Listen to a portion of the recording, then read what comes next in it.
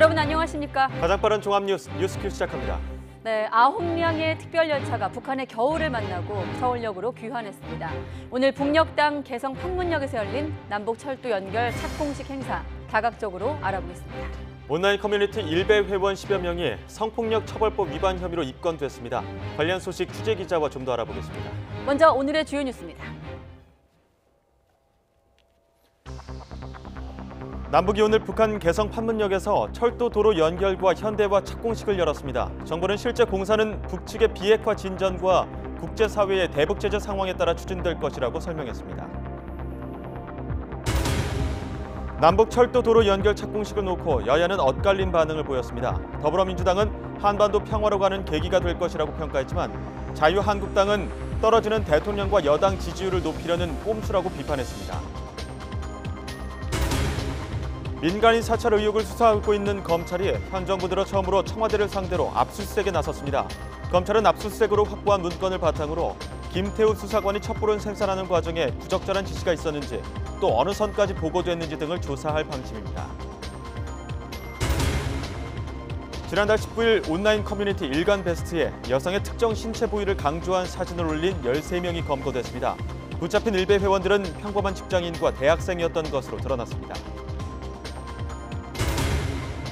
새해부터 저소득 한부모 가족 아동 양육비가 한 명당 월 20만 원으로 오르고 지원 대상도 만 14살 미만에서 만 18살 미만으로 확대됩니다. 또 만 24살 이하 청소년 한부모에게 지원되는 양육비도 월 18만 원에서 35만 원으로 인상됩니다. 내륙에 다시 한파특보가 내려진 가운데 내일부터 체감온도가 영하 20도를 크게 밑도는 동장군이 맹위를 떨칠 것으로 보입니다. 세미 한파는 새해 초까지 길게 이어질 전망입니다.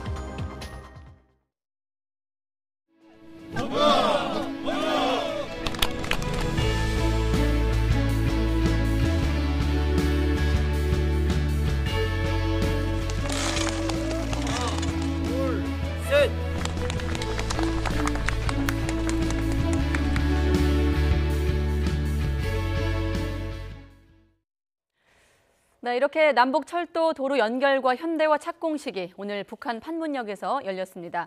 북한 김윤혁 철도성 부상은 남북철도 도로 협력과 관련해 동력도 민족 내부에 있고 전진 속도도 민족의 의지와 시간표에 달려 있다고 말했습니다. 김현미 국토부 장관은 기념사에서 오늘 착공식은 평화와 화합을 다짐하는 자리라며 철도 도로 연결을 통한 남북 간 교류와 왕래는 한반도의 평화를 더 굳건하게 만들어줄 것이라고 말했습니다. 오늘 착공식에는 우리 측 김현미 국토교통부 장관과 조명균 통일부 장관, 북측에선 리선권 조국평화통일위원장과 김윤혁 철도성 부상 등 모두 200여 명의 남북 인사가 참석을 했습니다. 북한 리선권 조국평화통일위원장은 착공식 소회를 묻자 감개가 무량하다며 실제 공사 시점에 대해서는 남측과 협의하고 있다고 답변했습니다. 자, 이렇게 오늘 행사는 잘 끝났지만 대북 제재 문제가 풀리지 않아서 실제 착공까지는 아직 갈 길이 멀어 보입니다. 결국 남북 철도 협력은 북미 협상과 비핵화 진전에 따라 좌우될 것으로 전망되고 있습니다. 한현희 기자입니다. 남북 철도 도로 연결 착공식에는 유엔 아시아 태평양 지역위원회 아르미다 알리샤바나 사무총장도 참석했습니다.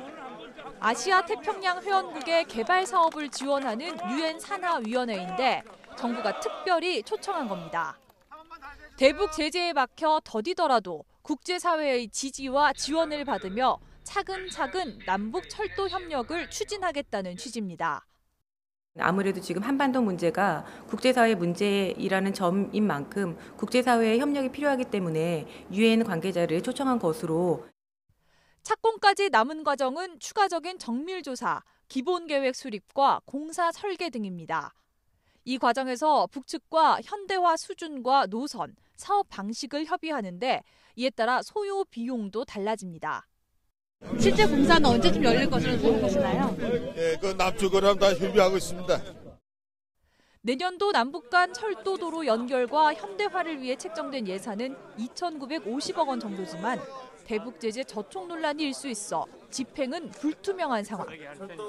철도와 같은 인프라 사업의 경우 유엔 대북제재위원회 검토를 거쳐 추진할 수 있지만 이 역시 열쇠를 쥔 건 미국입니다. 사업의 본격적 추진은 유엔 대북제재위원회에서 결정되겠지만 결국 미국이 고위급 회담 등을 통해서 북한의 실질적 비핵화 조치에 맞춰 이를 허용할 것으로 봅니다.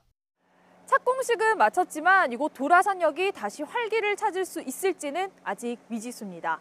무엇보다 내년 북미 협상의 진전 여부에 따라 남북 철도 협력 속도 역시 달라질 것으로 보입니다. YTN 한현입니다. 네, 오늘 착공식에 자유한국당은 참석하지 않았습니다. 이 착공식 관련해서 여야가 엇갈린 반응을 내놓고 있습니다. 또한 12월 임시국회 본회의를 하루 앞두고 여야가 아직 쟁점 법안 놓고 접점 찾기에도 어려움을 겪고 있습니다. 이번엔 국회로 가보겠습니다. 자, 김주영 기자. 네, 국회입니다. 네, 여야가 이번 철도 행사 관련해서 서로 다른 반응을 내놨네요. 네, 오늘 오전 진행된 남북 철도 연결 착공식에는 자유한국당을 제외한 여야 4당 지도부가 모두 참석했습니다. 이런 분위기를 반영하듯 착공식을 둘러싼 한국당과 여야 4당의 반응도 달랐습니다. 더불어민주당 이해찬 대표는 착공식 현장에서 남북 철도가 빨리 이어져 중국 베이징이나 몽골 울란바토르까지 갈 수 있었으면 좋겠다는 바람을 전했습니다.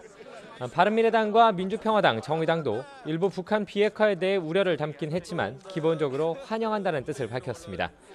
이에 반해 한국당 김병준 비대위원장은 당장 착공도 하지 못하는 상황을 지적하면서 대통령 지지율 방어를 위해 벌이는 기약 없는 가불 착공식이라며 평가절하했습니다. 그렇군요.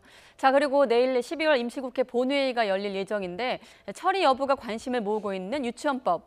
이견이 좀 어떻습니까? 좁혀졌습니까? 네, 아직 여야는 합의안을 만들지 못했습니다. 여야는 오전부터 교육위 회의를 진행하며 합의에 이르기 위해 노력했지만 결국 빈손이었습니다. 이 때문에 교육위는 조금 전인 5시쯤부터 다시 법안 소위를 열고 쟁점에 대해 논의를 진행 중입니다. 이미 교육위 전체 회의가 끝난 뒤부터 각 당 간사들 사이에 물밑 접촉이 있었던 만큼 지금 회의에서 주목할 만한 결과가 나올지 관심입니다. 네. 5시부터 법안 소위가 열리고 있고 물밑 접촉이 있었다까지 말씀해 주셨는데 자, 어떤 부분이 쟁점인지도 궁금합니다.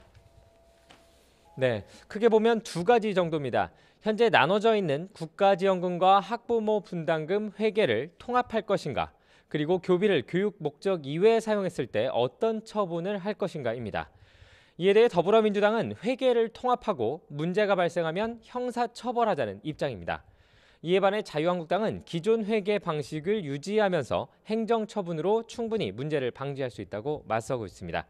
여기에 바른미래당이 양당의 안을 절충안을 내놓고 중재를 하겠다고 나서고 있지만 각 당의 입장이 첨예한 상황입니다. 자, 올해도 이제 며칠 안 남았는데 그럼 여야가 이 합의를 못한다면 연내 법안 처리는 어려운 건가요? 네, 그렇지는 않습니다. 일단 내일 오전에 교육위 전체 회의가 다시 열릴 예정인데요. 오후에 진행되는 본회의에 앞서 열리는 만큼 희박하지만 상황에 따라 여야 합의가 급속도로 이뤄질 가능성도 있습니다. 또 다른 방안으로는 패스트트랙도 남아 있습니다. 시간이 1년 가까이 걸리고 정치적 부담을 피할 수 없지만 이찬열 교육위 위원장이 법안 처리에 의지를 보이고 있는 만큼 가능성은 충분하다는 분석입니다. 네, 희박하지만 가능성은 있다. 유치원법 이제 둘러봤고 이번엔 산업안전보건법, 이른바 김용균법 개정안 이야기도 한번 해보죠. 이쪽은 분위기가 어떻습니까? 네, 조금 전 여야 환노위 간사간 회동이 끝났는데요. 오늘 합의에는 이르지 못했습니다. 산업안전보건법 개정의 필요성에 대해서는 여야 모두 공감하면서 오늘 안에 합의하는 것이 아니냐는 분석도 있었는데요. 남은 쟁점들에 대해서 여전히 접점을 찾지 못한 겁니다. 3당 간사는 각 당의 입장을 내일 아침까지 정리해서 내일 아침 9시에 다시 회의를 속개하기로 했습니다. 네, 산업안전법 개정안 사실 좀 접점을 찾지 못한 상황이지만 어떻습니까? 그래도 좀 많이 이견을 좁혀 나간 상황 아닌가요? 이 부분은? 네, 그렇습니다. 처음 정부의 개정안이 나왔을 때는 경영계와 자유한국당의 반대가 심했습니다. 8개 정도의 쟁점이 있었던 것으로 알려졌는데요. 현재는 민감한 도급 금지 등 2개 부분에 대한 쟁점만 남아있는 상황입니다. 이처럼 분위기는 나쁘지 않지만 그렇다고 해서 법안 통과를 낙관하기도 어려운 상황입니다. 오늘 오후 진행된 한국당 의총에서 원내 지도부는 이번 산안법 개정으로 민주노총이 한국 산업계를 장악할 수도 있다며 우려를 나타냈는데요. 이에 따라 산안법이 통과될 수 있을지는 내일 본회의가 열리기 전까지 상황을 지켜봐야 할 것 같습니다. 지금까지 국회에서 YTN 김주영입니다.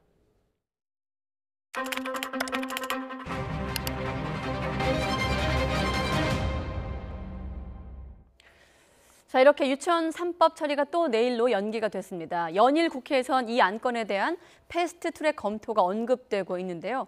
넘치지만 꼭 필요한 정보, 오늘 뉴스큐 TMI는 패스트트랙에 대해서 알아보도록 하겠습니다. 자, 박석원 앵커. 네. 앞서 김주영 기자도 국회에서 언급을 했는데, 자, 뉴스에서 한 번씩 꼭 등장하는 단어인 것 같습니다. 패스트트랙, 어떤 제도인가요? 네, 패스트트랙, 우리말로는 신속 처리 안건 제도라고 합니다. 법안이 패스트트랙 안건으로 지정이 되고 논의 기간이 330일을 넘기면 자동으로 본회의에 상정되도록 한 제도인데요. 상임위 법안 소위, 상임위 전체 회의, 그리고 법사위 심사와 표결을 모두 생략하고 바로 본회의로 직행하기 때문에 빠른 경로, 즉 패스트트랙이라고 불리는 겁니다. 패스트트랙은 지난 2012년 도입됐던 국회 선진화법의 핵심 내용 중 하나로 심사가 지연되는 법안을 처리하기 위해 만들어졌습니다. 별다른 논의 과정이 없어도 입법 절차가 진행되도록 한 건데요. 여야 합의가 어려운 쟁점 법안이 국회에서 장기간 표류하는 것을 막겠다는 취지였죠. 다만 이 패스트트랙 법안으로 지정되기 위해서는 상임위 제적 인원 5분의 3 이상의 동의를 받아야 하는데요. 유치원 3법을 예로 들어보죠. 유치원 3법 소관 상임위인 교육위원회는 현재 제적 위원이 15명인데요. 민주당과 바른미래당을 합하면 9명으로 3분의 2를 채울 수 있죠. 즉 자유한국당의 동의가 없어도 일법 절차를 진행할 수 있는 겁니다. 하지만 패스트트랙이 무조건 좋은 것은 아닙니다. 패스트라는 표현과는 달리 그렇게 빨리 법안이 처리되지 않기 때문입니다. 패스트트랙으로 지정된 법안은 중간에 여야 합의가 이루어지지 않으면 상임위에서 180일, 법사위에서 90일, 그리고 본회의에서 60일, 총 330일이나 지나야 본회의에서 투표할 수 있습니다. 실제 패스트트랙으로 법안이 통과된 적도 있습니다. 가습기 살균제 사고와 세월호 참사 같은 사회적 참사의 진상을 밝히기 위한 사회적 참사법이 패스트트랙으로 본회의 의결됐었는데요.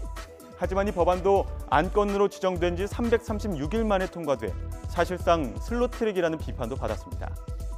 또 2013년 당시 새누리당은 외국인 투자 촉진법의 패스트트랙 안건 지정을 검토했지만 너무 기간이 길다는 이유로 포기한 적도 있었죠. 게다가 패스트트랙 제도가 남용될 경우 설득과 타협이라는 국회의 본래 기능이 외면된다는 부작용도 있는데요. 그런 만큼 패스트트랙 지정에 신중해야 하는 면도 있습니다. 내일 오전이면 여야는 유치원 3법을 두고 연내 처리를 위한 막판 담판을 시도하게 되는데요. 과연 패스트트랙 절차가 시작될지 아니면 여야 간 극적인 타결이 이루어질지 각계의 이목이 집중되고 있습니다.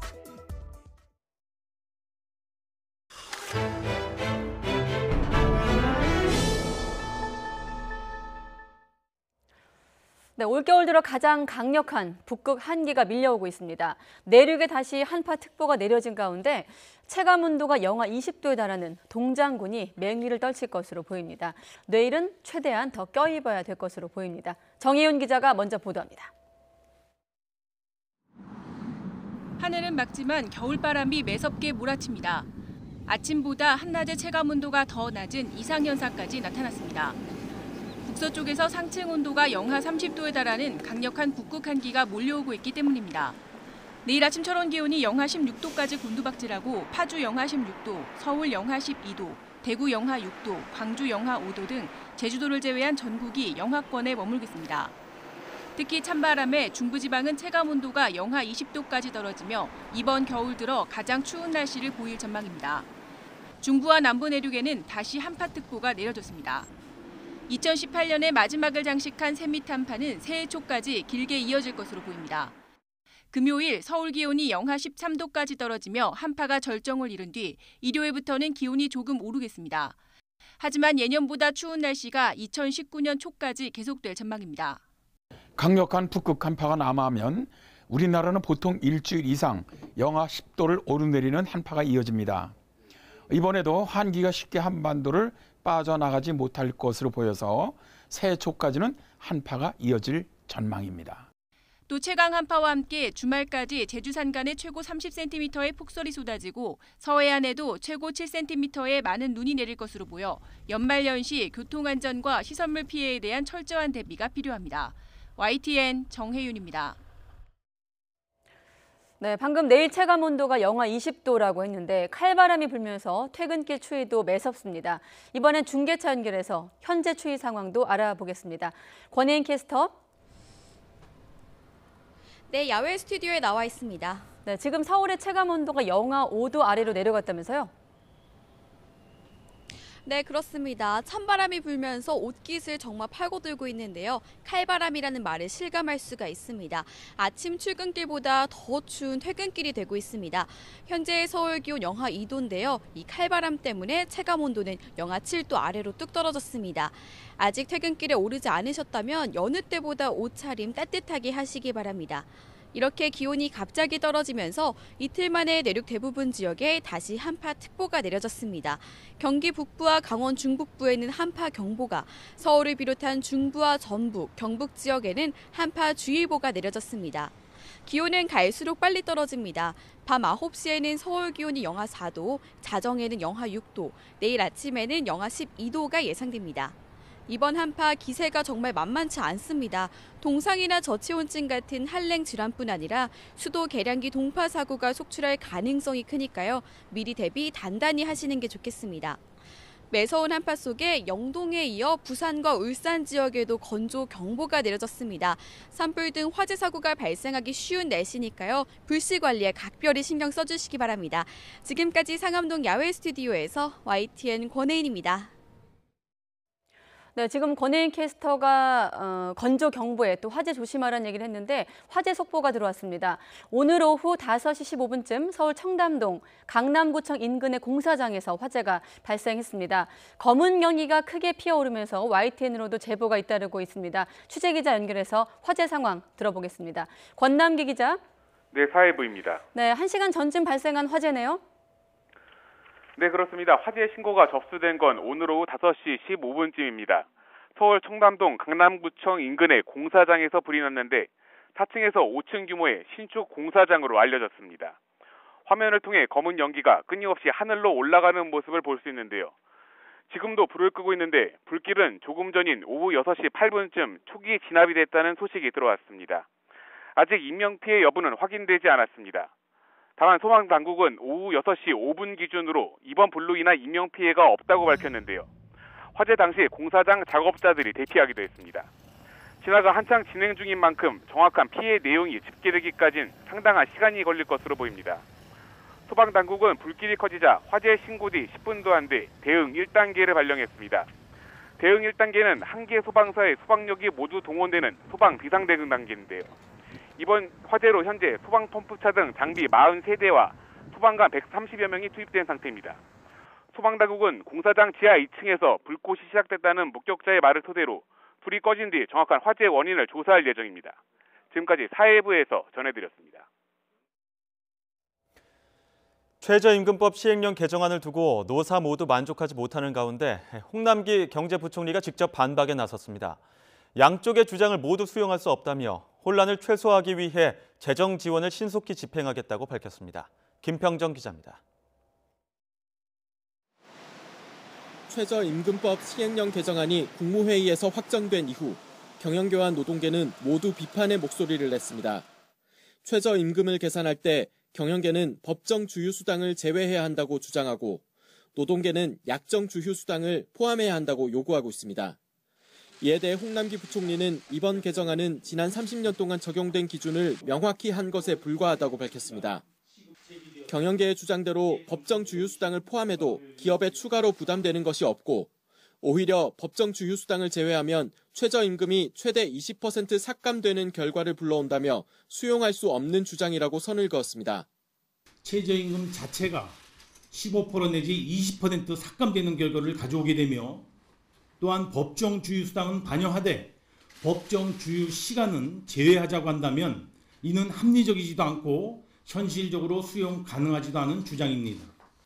또 약정 주휴수당에 대해서도 이를 지급하는 기업이 많지도 않고 준다고 해도 노동계의 주장대로 최대 234시간으로 급여를 나누는 것은 합리적이지 않다고 말했습니다. 주휴수당은 일주일에 15시간 이상 일한 근로자에게 일하지 않는 날에 주는 수당으로 보통 법정 주휴수당은 일요일, 약정 주휴수당은 토요일에 적용됩니다. 홍 부총리는 다만 최저임금 인상에 따른 여파를 최소화하기 위한 정책에 9조 원가량의 재정을 신속하게 투입하겠다고 설명했습니다. 이와 함께 정부는 주 52시간 근로제의 계도 기간을 탄력 근로제 단위 기간을 확대하는 입법이 완료될 때까지로 추가 연장하기로 했습니다. YTN 김평정입니다. 새로 태어나는 출생아 수가 31개월 연속 최소 기록을 경신하고 있습니다. 통계청의 인구 동향 자료를 보면 지난 10월 출생아는 26,500명으로 지난해 같은 기간보다 5% 줄었습니다. 10월 기준 출생아는 지난해 27,900명이 되면서 지난 1981년 관련 통계를 작성하기 시작한 이후 사상 처음으로 3만 명 아래로 떨어졌고 올해는 그보다 더 줄어 역대 최저 수준이 됐습니다. 민간인 사찰 의혹을 수사하는 검찰이 현 정부 들어 처음으로 청와대를 상대로 압수수색에 나섰습니다. 수색 대상은 반부패 비서관실과 특별감찰반 사무실 두 곳입니다. 양희력 기자가 보도합니다. 서울 창성동 서울정부청사 별관입니다. 청와대 민정수석실 산하 사무실을 상대로 검찰이 압수수색에 착수했습니다. 압수수색 대상은 반부패 비서관실과 특별감찰반 사무실 두 곳입니다. 서울 동부지검은 두 장소로 동시에 검사와 수사관을 보내 김태우 수사관이 특감반에 근무하면서 생산한 각종 문건 등을 확보했습니다. 다만 청와대가 공무나 군사상 보안이 필요한 시설이라 책임자의 승낙이 필요한 만큼 수사에 필요한 목록 가운데 일부를 임의 제출받는 형식으로 건네받은 것으로 전해졌습니다. 특별감찰반은 청와대 외부인 창성동 별관에 자리 잡고 있고 반부패 비서관실은 대통령 집무실과 참모들의 사무실이 있는 청와대 여민관에 있습니다. 이번 압수수색은 고발장이 접수된 지 6일, 검찰이 정식 수사에 착수한 지 이틀 만으로 현 정부 들어 청와대가 압수수색을 받는 것은 이번이 처음입니다. 앞서 자유한국당은 지난 20일 청와대가 민간인들을 사찰한 의혹을 수사해달라며 검찰에 고발장을 접수했습니다. 박용호 전 창조경제혁신센터장 관련 등 김태우 전 청와대 특감반원이 작성한 첩보 목록 14건을 근거로 제시했습니다. 고발된 인물은 임종석 대통령 비서실장과 조국 청와대 민정수석, 박형철 반부패 비서관, 이인걸 전 특감반장 등 모두 4명입니다. 검찰은 압수수색으로 확보한 문건을 바탕으로 김 수사관이 첩보를 생산하는 과정에 부적절한 지시가 있었는지, 어느 선까지 보고됐는지 등을 조사할 방침입니다. 이와 함께 청와대에서 생산된 첩보 내용이 적절치 못한 방식으로 외부에 유출된 정황이 추가로 포착될 경우 김 수사관 수사를 맡은 수원지검과 공조할 것으로 보입니다. YTN 양희력입니다. 19대 대통령 선거 등을 겨냥해 댓글 조작을 벌인 혐의 등으로 기소된 드루킹 김동원 씨에게 허익범 특별검사팀이 징역 7년을 구형했습니다. 특검은 김 씨가 소수 의견을 다수 의견처럼 꾸며 민의를 왜곡하는 등 민주주의 근간을 흔드는 중대범죄를 저지르고도 반성하지 않고 있다며 제2의 드루킹을 막기 위해 엄벌이 필요하다고 강조했습니다. 김 씨와 공범으로 기소된 김경숙 경남지사의 결심 공판이 오는 28일 예정된 가운데 드루킹 김 씨에 대한 1심 선고는 다음 달 25일 내려집니다.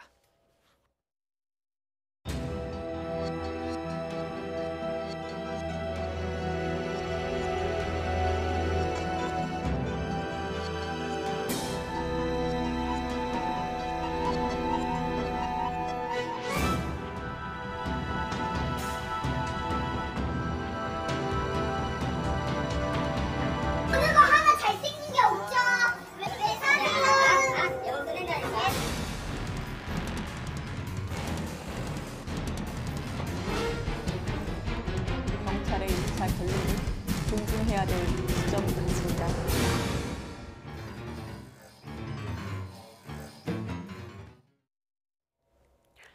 네, 여성 혐오 논란으로 번졌던 이른바 이수역 폭행 사건과 관련해 경찰이 공동폭행으로 결론을 내리고 사건을 검찰로 넘겼습니다. 서울 동작경찰서는 공동폭행과 모욕 혐의를 적용해 남성 3명과 여성 2명을 불구속 기소 의견으로 검찰에 송치했다고 밝혔습니다. 앞서 지난달 13일 지하철 7호선 이수역 근처 한 주점에서 남성 3명과 여성 2명이 서로 폭행한 혐의로 경찰에 검거됐습니다. 네, 온라인 커뮤니티 사이트죠. 일간베스트에 이른바 여자친구 인증 사진을 올린 대학생 등이 무더기로 붙잡혔습니다. 먼저 박기원 기자의 보도부터 보고 나서 다시 얘기해 보겠습니다. 지난달 19일 새벽 온라인 커뮤니티 사이트 일간베스트에 이른바 여친 인증 게시물이 잇따라 올라오기 시작했습니다. 자신의 여자친구를 인증받겠다며 여성의 특정 부위를 몰래 찍은 듯한 사진이 대부분이었습니다. 당시 청와대 국민청원 게시판엔 유포자를 처벌해달라는 글이 올라왔고 20만 명 넘게 동의했습니다. 수사 착수 한 달여 만에 경찰은 불법 촬영 등 성폭력 처벌법 위반 혐의로 13명을 입건했습니다. 잡고 보니 게시자는 20대 8명, 30대 4명 등 평범한 직장인과 대학생들이었습니다. 6명은 실제 여자친구 사진을, 나머지 7명은 인터넷에서 모르는 여성의 사진을 올린 것으로 드러났습니다. 대부분의 피의자는 네티즌 또는 일베 사이트 내에서 더 많은 관심을 받기 위해 사진을 게시한 것으로 확인되었습니다. 최근 보복성 영상물 등 비슷한 사건이 잇따르면서 처벌도 강화됐습니다. 사진을 유포만 해도 처벌받도록 하는 성폭력 처벌법 개정안이 지난 18일부터 시행된 겁니다. 이에 따라 불법 촬영하고 유포한 사람은 5년 이하의 징역 또는 3천만 원 이하의 벌금형을 받게 됩니다. 또 촬영에 동의했더라도 유포에 동의하지 않았는데도 퍼뜨린 경우 5년 이하의 징역 또는 3천만 원 이하의 벌금으로 형이 무거워졌습니다. 경찰은 앞으로도 온라인 커뮤니티 사이트에 대한 감시를 강화해 추가 피해 방지에 나설 계획입니다. YTN 박규환입니다.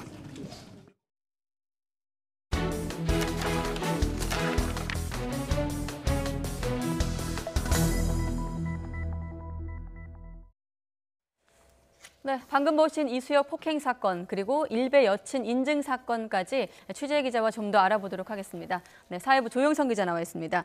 자, 조 기자. 먼저 일간베스트, 우리가 이제 일베 이렇게 줄여서 말을 하고 또 여친 인증, 요즘에 워낙 줄임말이 많다 보니까 여친 인증이라는 건 이제 여자친구 인증이라는 말을 줄인 건데 맞습니다. 이 사건은 어떤 사건입니까? 네, 일간베스트 게시판에 자신의 여자친구나 전 여자친구를 인증한다며 사진을 게시한 사건입니다. 여성의 특정 신체 부위 등을 찍은 사진을 올려 경찰 수사가 시작됐었는데요. 경찰은 지난달 18일부터 이틀 동안 게시판에 이런 글을 올린 15명을 상대로 조사를 한 결과 20대 8명, 30대 6명, 40대 1명인 대학생과 직장인으로 확인이 됐습니다. 이 가운데 13명을 성폭력범죄 처벌 특별법 위반 혐의로 검찰에 송치됐고 2명은 아직 추가 조사가 진행되고 있습니다. 이들 대부분은 사이트에서 많은 관심을 받아 등급을 올리기 위해 사진을 게시했다고 경찰에서 진술을 했습니다. 6명 정도는 실제 자신의 여자친구였고 나머지는 인터넷에서 떠도는 사진을 올린 것으로 드러났습니다. 네, 절반이나 실제 여자친구, 사실 좀 믿을 수가 없는 부분인데 절반 정도가 실제로 여자친구였습니다. 자, 그렇다 보니까 좀 이 부분에 대해서 처벌을 좀 강하게 요구하는 목소리가 거세게 일고 있는데 청와대가 입장을 밝혔죠? 그렇습니다. 청와대 청원글에는 여친 인증이라는 이름으로 올라온 사진에 여성의 나체 사진 등이 올라온다며 엄중한 처벌을 요구하는 글이 올라왔습니다. 또 SNS에 퍼가는 2차 가해도 처벌해달라고 여친 인증이라는 심각한 인격 살인에 여론도 크게 반응을 했습니다. 결국 청원 동의가 20만 2천 명을 넘어 청와대 측에서 답변을 했습니다. 그 내용 직접 들어보겠습니다. 경찰은 일부 커뮤니티 사이트에 대한 모니터링 활동을 강화해서 추가 피해를 예방하고 불법 촬영이나 유포, 행위에 대해서 엄정 대응할 방침이라고 알려오셨습니다. 네, 지금 정혜승 센터장도 불법 촬영이나 유포 행위를 얘기했는데 사실 조 기자, 최근에 이렇게 보복성 영상물도 이렇게 비슷한 사건이 잇따르면서 좀 처벌이 강화됐잖아요. 그렇습니다. 사진을 유포만 해도 처벌받도록 하는 성폭력 처벌법 개정안이 지난 18일에 시행이 됐습니다. 네. 자, 그리고 이수혁 폭행 사건도 오늘 경찰이 수사를 발표하지 않았습니까? 이것도 좀 전해주세요. 네. 사건이 벌어진 것은 지난달 13일 새벽 4시쯤입니다. 서울 이수역 인근의 한 주점에서 남녀가 나뉘어 몸싸움을 벌인 사건입니다.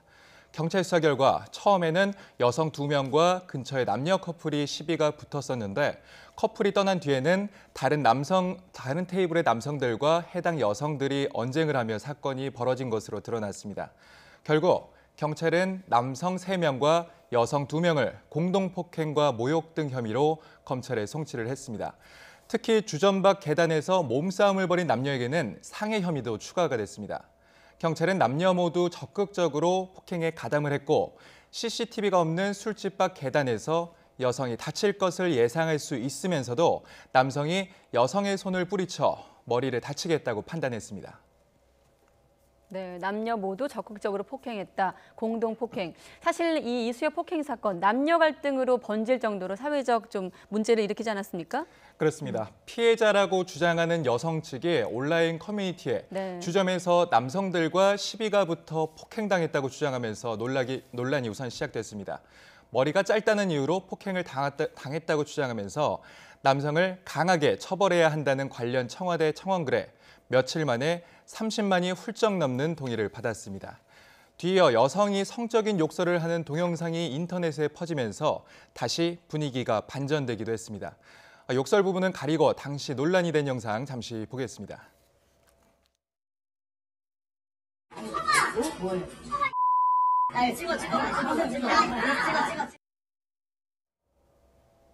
네, 여성의 욕설 동영상이 공개되면서 정확한 상황이 드러나기 전에 여론이 한쪽으로 쏠리는 청와대 청원글에 대해 자성의 목소리가 나오기도 했습니다.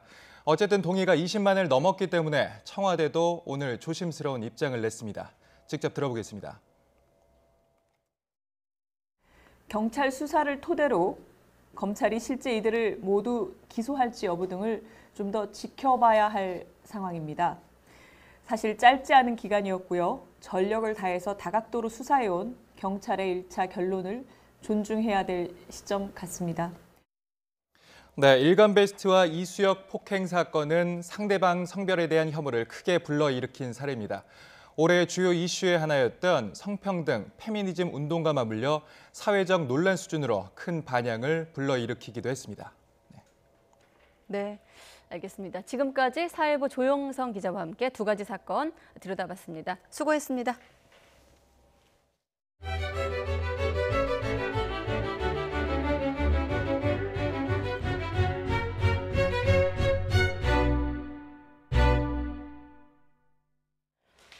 네, 고객이 한눈 판 사이에 몰래 차량의 일부러 흠집을 내고 상습적으로 수리비를 뜯어낸 렌터카 업체 직원들이 있습니다.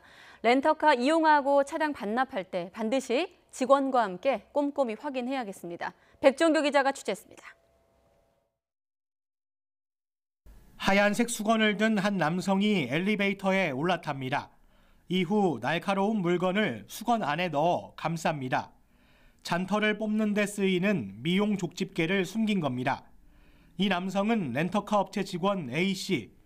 A씨는 여행을 마치고 차를 반납하는 고객이 한눈을 판 사이 수건 안에 숨긴 족집게로 차량에 흠집을 냅니다.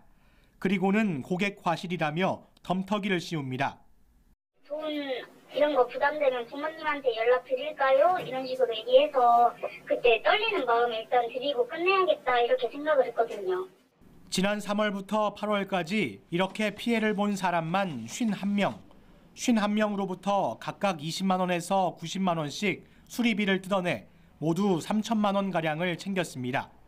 대전 지역 폭력 조직원인 B씨가 이런 범행 수법을 전수해주고 직원 2명이 함께했습니다. 대학가 앞에서 렌터카 영업을 한 이들은 운전면허를 딴 지 얼마 안 된 여성이나 사회 경험이 없는 대학생들을 범행 대상으로 삼았습니다. 다른 업체들은 운전 경력이 3년이 넘는 26살 이상 고객을 선호하는데 이들은 나이와 경력을 따지지 않고 차를 빌려준다고 광고해 보험 상식이 부족한 젊은이들을 상대로 범행을 저질렀습니다. 또 돈을 뜯어낸 뒤에는 차량을 수리하지도 않고 비슷한 범행을 계속했습니다. 금속모찌로 차량을 훼손한 후에 이 차량을 컴파운드로 닦아서 고친 후 다른 사람에게 다시 대여하고 그걸로 범행을 다시 했습니다. 경찰은 유사 피해 사례가 곳곳에서 확인되고 있다며 차량을 반납하기 전 미리 사진을 찍어두고 직원과 함께 확인하는 것이 좋다고 당부했습니다. YTN 백종규입니다. 강릉 펜션 가스 누출 사고 원인을 수사하고 있는 경찰이 한국가스안전공사 강원 영동지사 등 4곳에 대해 압수수색을 벌였습니다. 경찰은 사무실 컴퓨터와 자료 파일 등을 수색해 보일러 설치 당시 기록과 점검 일지 등을 파악할 계획입니다. 경찰 관계자는 보일러 설치와 관리 등 사고 원인 분석은 대부분 이루어졌으며 압수수색 결과에 따라 입건 대상자 등을 가릴 계획이라고 밝혔습니다. 뮤지컬 배우 손승원 씨가 음주운전 사고로 적발된 지 넉 달 만에 무면허로 또 음주운전하다가 사고를 냈습니다. 손 씨는 오늘 새벽 4시 20분쯤 서울 청담동에서 아버지 소유의 외제 승용차를 몰다가 다른 차량을 들이받은 뒤 도주했습니다. 서울 강남경찰서는 사고 당시 손 씨의 혈중 알코올 농도가 0.206%로 면허 취소에 해당한다며 손 씨는 이미 지난 8월 초 음주운전으로 사고를 내 면허가 취소된 상태라고 밝혔습니다. 이로써 손승원은 이른바 윤창호법 적용 첫 연예인이라는 불명예도 안게 됐습니다.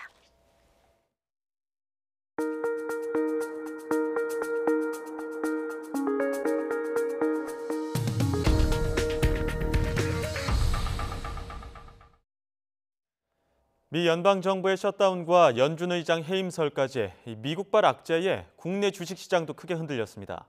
코스피는 2달 만에 2030선마저 내줬습니다. 조태현 기자가 보도합니다. 크리스마스를 전후한 연말 연시에 주가가 강세를 보이는 이른바 산타랠리가 올해는 사라졌습니다. 코스피는 장을 열자마자 1% 이상 떨어져 2030선마저 내줬습니다. 장중 내내 2030선을 드나들었지만 결국 2020대로 떨어진 채 거래를 마쳤습니다. 먹구름이 주식시장을 덮쳤던 지난달 1일 이후 가장 낮은 수준입니다. 기관과 외국인이 주식을 사들였지만 겁에 질린 개인의 팔자 행렬을 이겨내기에는 역부족이었습니다. 코스닥도 0.6% 떨어졌고 원달러 환율은 소폭 상승했습니다.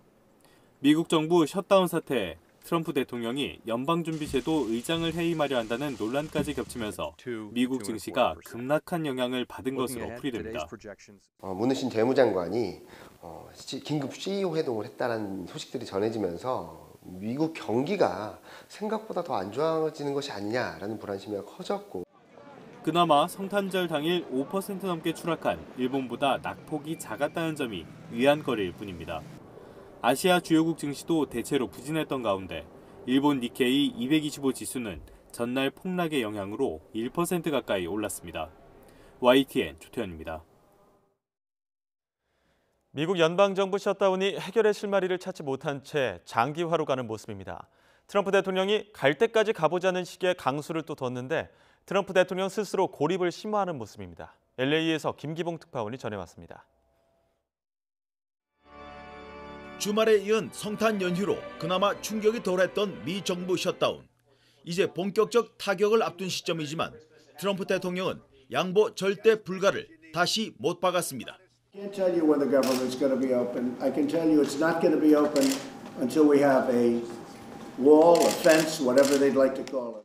며칠 있으면 하원을 장악하게 되는 민주당 역시 이미 배수의 진을 친 상태여서 셧다운이 고착화하는 모습입니다. Not today, not next week, not next year. So Mr. President, President Trump, if you want to open the government, you must abandon the wall.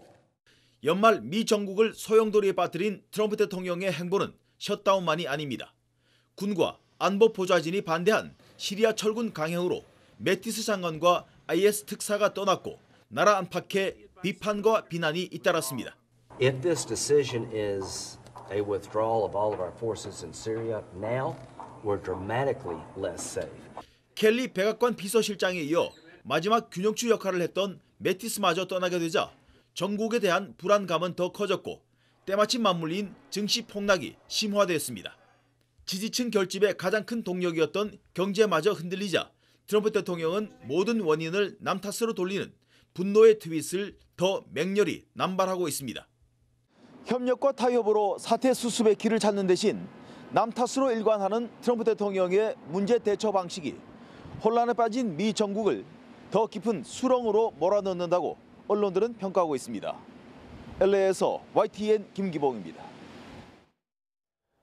저소득 한부모 가족의 경제적 부담을 덜어주기 위해 새해부터 아동 양육비가 인상되고 맞벌이 가정을 위한 아이 돌봄 서비스도 확대됩니다.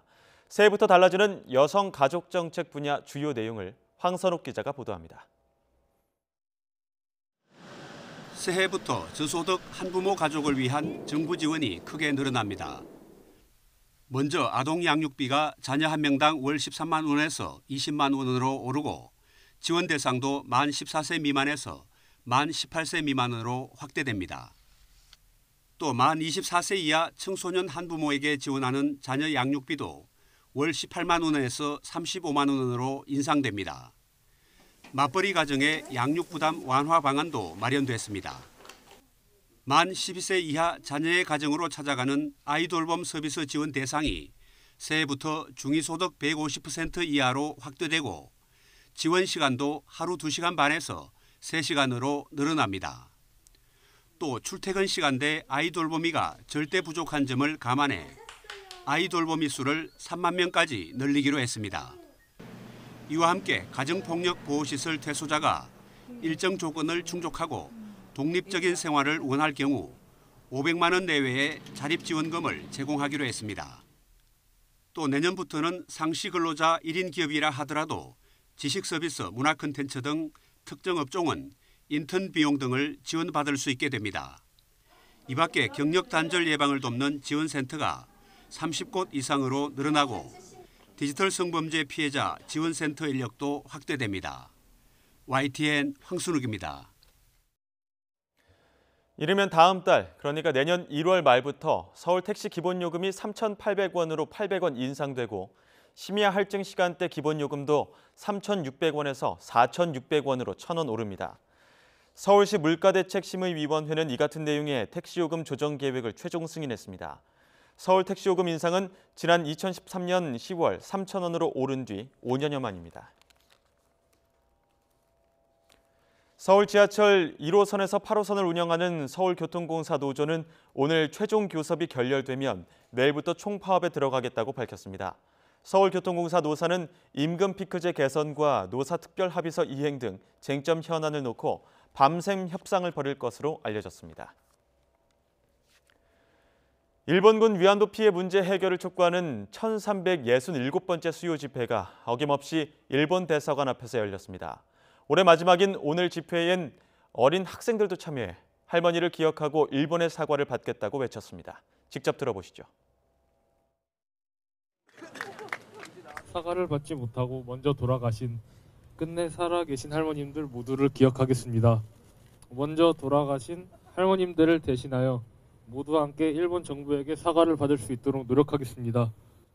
할머님들은 모두 90세가 넘으셨고 시간이 많이 남지 않았습니다. 일본의 진심 어린 사과를 할머님들이 들으실 수 있게, 그래서 할머니라는 나무에 봄이 찾아올 수 있게 노력해야 하며 일본은 꼭 위안부 문제에 대해 사죄해야 합니다. 저희는 2018년도 마지막 수요 집회에 네, 남부철도 착공식이 열리면서 개성공단에 대한 관심도 고조되고 있습니다. 잠시 뒤에 철도 연결 전망과 함께 개성공단 입주기업인 한 분 연결해서 현재 심경 들어보도록 하겠습니다. 7시에 뵙겠습니다.